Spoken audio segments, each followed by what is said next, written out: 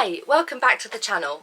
Today I am coming direct from the compost toilet down at the bottom of the garden, and I really wanted to set it up so that there was a view of the mountains in the background, but the light's all wrong, so I'm actually sitting on the toilet and I've got a lovely view of the mountains in the background, but I have included some footage so that you can get an idea of the loo with a view. Anyway, I wanted to come down here to film because the topic today is one which is not so easy to talk about. So I'm sitting here with a cup of tea and I've been doing research into this. Although I'm no expert, I wanted to have a go at investigating the possible relationship between the carnivore diet, complex PTSD and chronic illness. This is because I started the carnivore diet as somebody with a chronic illness, multiple sclerosis, and I had a very shocking and wonderful upturn in my health shortly after beginning the diet. So it's immediately set my mind wondering what's going on there, and also it's the more I improved in certain aspects, the more I realised what the work I had to do in other aspects, such as smoking marijuana and drinking lots of tea and coffee, but also it's left me realising that I have a lot of work left to do with regard to what I would consider complex PTSD resulting from my experience of suddenly going down with multiple sclerosis age 36 when I was in my prime. That led to a set of circumstances that I would describe as the hardest of my life over an extended period of time, a number of years. So moving out to Spain has been part of that journey back into a normal life, you know, a healthy life. I'm now 43 and I went down with multiple sclerosis age 36.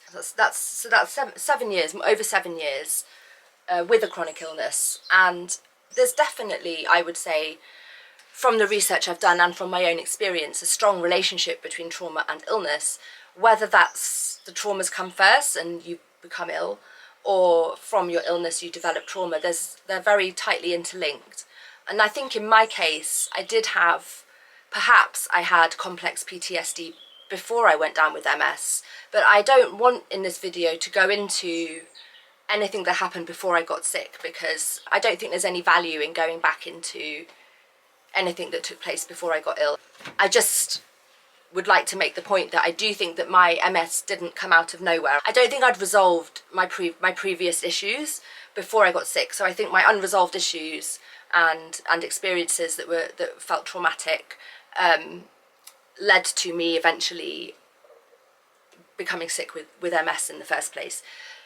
But then what happened was I got much more sick and much more traumatized because of just how difficult life became. I think there's a perception that when you become sick, somehow you can just bow out of life and just be on the sofa and it's just an excuse to kick back. That wasn't my experience at all. My life became nearly impossible when I got sick. I didn't have anybody at my side, so that was just the situation I was in. I was an independent person when I got sick. I was living alone. I thought that we'd be able to film from the compost toilet, but the camera has overheated and there's nowhere I can set it up where it's not going to continue overheating. So we're going to go back to the cabana and we will start over. Okay, see you back there. Hi, okay, so I'm back up at the cabana again. It's actually a different day, and I'm going to have a second go at recording this video. I think that when I was down in the compost loo, I was talking about the relationship between trauma and chronic illness, and how I think in my case, as in many people's cases, the two are intertwined. But my interest here is specifically with the trauma that I experienced after I became ill, because I'm not sure how much detail to go into, but the reason I would like to talk about it is that I feel like often the struggles of chronically ill people go unnoticed, and that's especially the case when it's not obvious from the outside what that person's symptoms are. It can feel like you are being massively gaslit by the entire world. But there's also just the physical symptoms themselves are completely debilitating, and suddenly you find yourself unable to live the life that you were used to living. And it depends, I suppose, on how much support you have in that situation. Some of the struggles that I faced were that I suddenly found myself unemployed because I became ill at the very end of my PhD, which was a transition phase anyway. I would have been job hunting upon graduating. I don't know how to talk about the years that I spent at my most ill. I've written pages and pages on my computer in preparation for this video, and I've tried to film it a number of times, but I cannot talk about it without becoming really quite anxious. My body starts to tense up. So I think the best way to approach it is to just bullet point. For me, a lot of the trauma has come from the people around me. When I became ill, I remember feeling right from the start that philosophically I was able to accept it. I didn't feel like, why me? I felt like, why not me? While I was having brain scans in the hospital, I remember working really hard on a philosophical level, a spiritual level, to accept what was happening. And I felt very ready to face it. But I was completely convinced that I would be able to face it. I would be able to rise to the challenge of a career alongside my multiple sclerosis. I didn't imagine what the fatigue was going to be like and how much it was going to cripple me because I hadn't experienced it yet. So I understand all the people who didn't understand that this was real, this was a physical situation. I know that it's impossible to understand if you yourself have not experienced it. But if you have, you know, it's like a juggernaut crashing into your life. It's a swamp, you're in a swamp. You no longer have the strength that you had. You no longer have the energy that you had, not even 10% of it. And it's like a prison. Your body becomes a prison and a burden. And that is traumatizing. It's because you can't uphold the life, all the structures of the life you were leading. One by one, they collapse around you. So the first to collapse was my career. I feel like if you don't have support when you're ill, it's almost impossible to exist. It's a time when you're ill, you're at your most vulnerable. And if you're not obviously ill, then the support often isn't there. So I also was refused disability welfare. I had family members asking me who was paying for all this sitting around doing nothing. Or one family member asked me, would I be experiencing symptoms if I hadn't been given this handy diagnosis?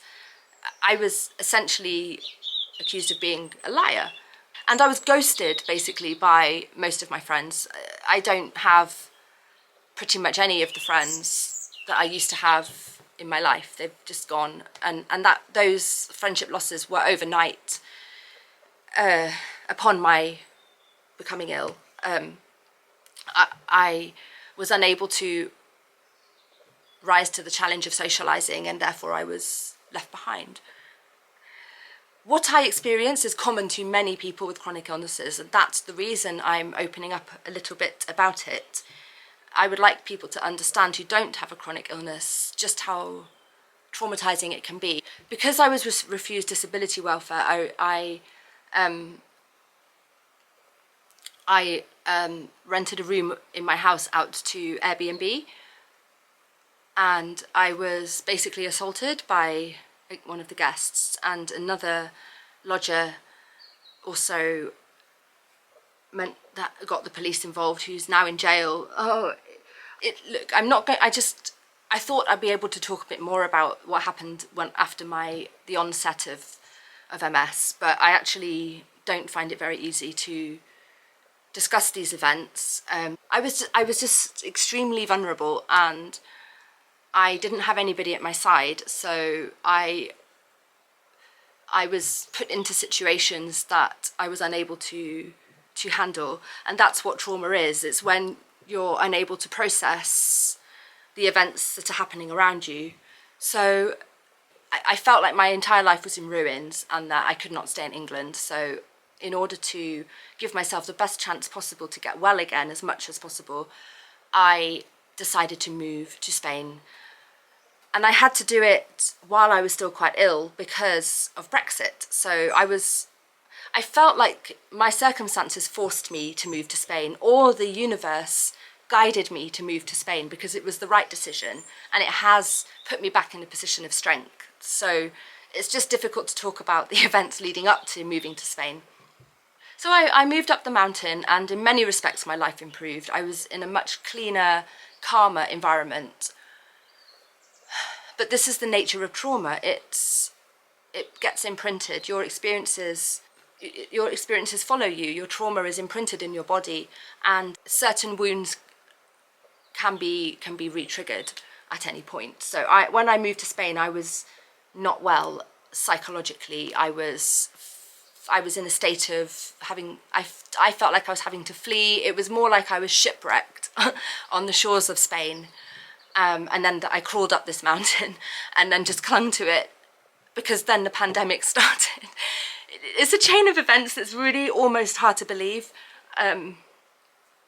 So then the pandemic started 2 weeks after I arrived, and that was obviously for everybody a further trauma, although at the same time I was extremely blessed to be where I was. I was on a mountaintop, whereas everybody else in Spain was locked inside their apartments in cities, so I couldn't complain. But it was all just too much to process, really, because I'd spent the previous 2 or 3 years in my own lockdown in my living room in the middle of Birmingham. The ironies of it all were hard to process. Yeah, I felt very blessed. However, then it was very, very difficult to fight for residency because of the pandemic backlogs, administrative backlogs, and there was a deadline, and it was just all so crazy. And I had problems with vehicles, which was difficult when you live up a mountain, and life was just logistically very, very difficult. And I certainly didn't move to the mountain and like everything was sunlight and roses. It was not easy, and I was alone. I was alone for some time before I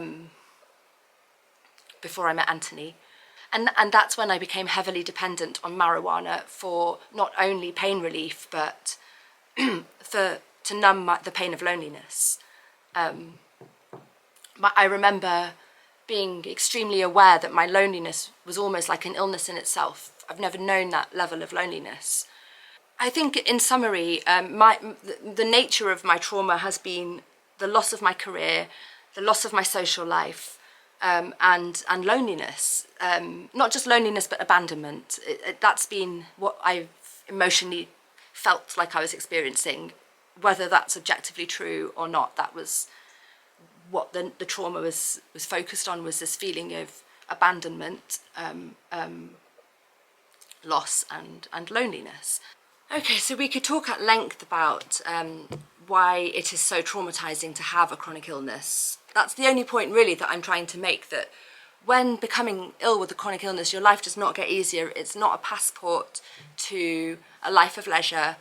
It just becomes almost impossible to live your life, and you become dependent on the support of others, which you may have or you may not have. And if you do not, then you're liable to fall into more levels of trauma, having to deal with it on your own. And so here, we're talking about the carnivore diet and how it may help in that respect. So I have found that the carnivore diet has put me in a much stronger position in terms of my physical levels of energy and my strength. I've had a massive improvement in that respect, and that's also been reflected in my mental health. I've discussed that in a previous video. Yeah, much more mental clarity and more resilience. But I also have not been free of what I would call CPTSD triggers. So when I have been triggered, it has still completely crippled me. I still get hit by violent waves of emotion. I struggle to re-regulate my brain. Here in Spain, it hasn't all gone in a very straightforward manner, because I think because of the circumstances in which I arrived was so difficult. If I arrived again now, everything would would be much more positive and enjoyable. But at the time it was the pandemic and it was Brexit, and I was still alone, and I was still using mobility aids. I hadn't yet got my stamina back and my strength back from walking the dogs up the mountain. That's gradually improved. And I was often reliving the trauma of the previous years. Because I was out of work, because I was not well enough to work yet, it was such a steep learning curve going off grid. So all my energy was going into that learning curve and not into earning an income. So I was struggling, I was living off my savings and they were dwindling fast. And it was all just an uphill struggle, literally. And then I met Ant, and suddenly I had the support that I'd been longing for, and that turned everything around. But just like the diet, it may have felt like it's turned everything around. It's still an ongoing process. There's still, healing from something as big as multiple sclerosis is not going to be a one factor. It's not going to be one thing that's going to change it. You've got to continue putting in the effort yourself, taking responsibility for yourself, to give yourself the best chance. So I'm not arguing that the carnivore diet can come along and rid you of your traumatic past experiences. However, CPTSD is essentially a brain-based phenomenon.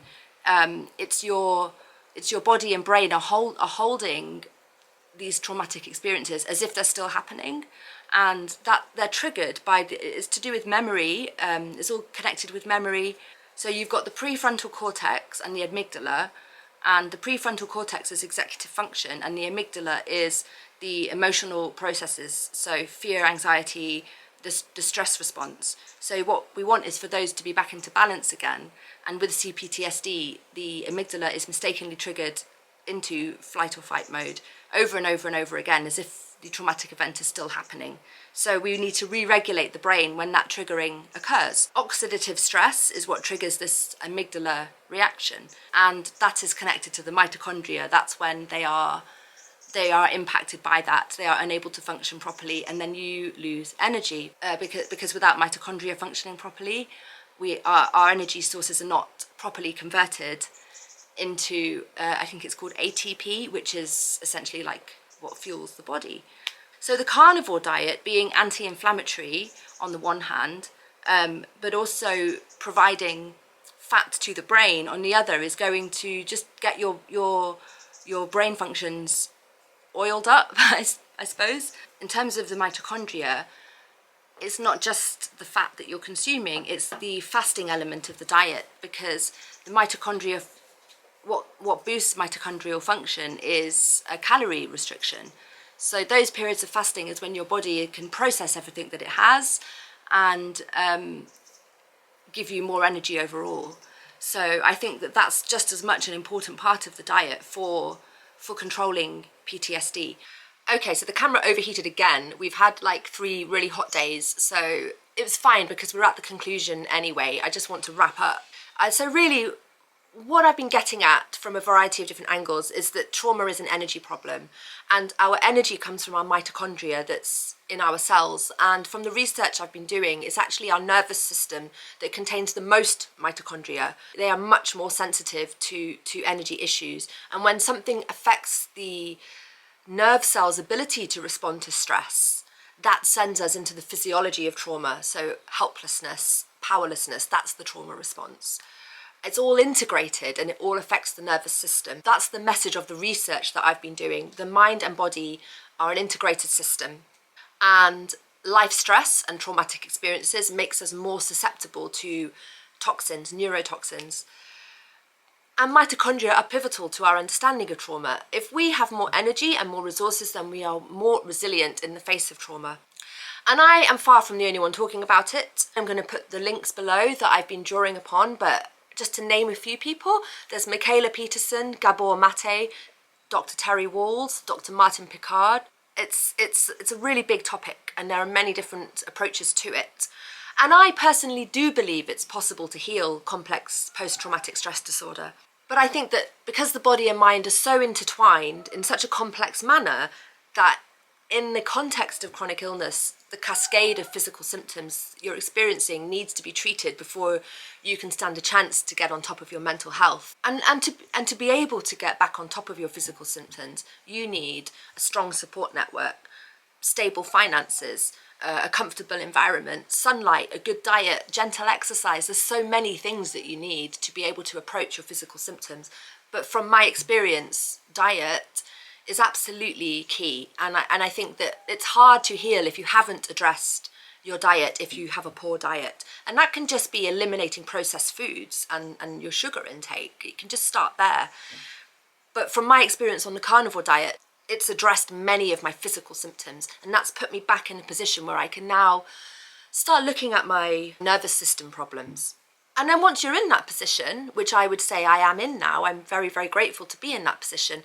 Now you also need to have positive things going on in your present time, in your current life, to be able to lay down new memories to override the older ones, new and healthier habits being formed so that can overlay the memories of trauma that get triggered in your present day life. I feel like that's an ongoing process as well. But I've noticed, as I said earlier in the video, I've noticed that when I do have an interpersonal problem, I become emotionally short-circuited still.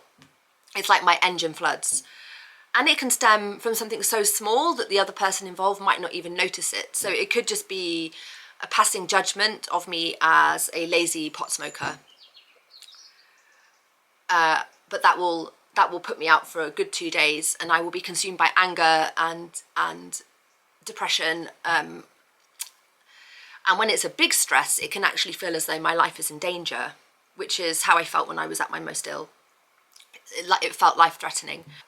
So that's where my issues lie. But I do think that I have to take that on as my problem, not other people. Because the point is, life is never going to stop being hard. There's nasty, fake people all around, you know, and it's hard to earn money, especially now that AI is here. You know, as a translator and an author, I'm screwed. And relationships always do hit hard times, and the world is collapsing around us as we speak. Everything seems to be stacked against us. But if we give our bodies the best nutrition as a basic starting block, even if it's just cutting out processed foods and reducing our sugar intake, then I think that we're just putting ourselves in the best position to be able to have the strength to work through these types of difficulties. I'd like to quote somebody that I came across in a forum online. It was an anonymous post, but I think it sums up a lot of what I'm trying to express. They said, "For me, carnivore is just one thing in my current fight to get healthy emotionally and mentally. I'm also in therapy. I really do feel like the diet helps with that. It almost seems like my brain is more elastic, like it's a little easier to break old thought patterns and redirect them into something more positive. It's a lot easier to spot disordered thinking with a clear mind." Okay, thanks for listening. Take care. See you next time.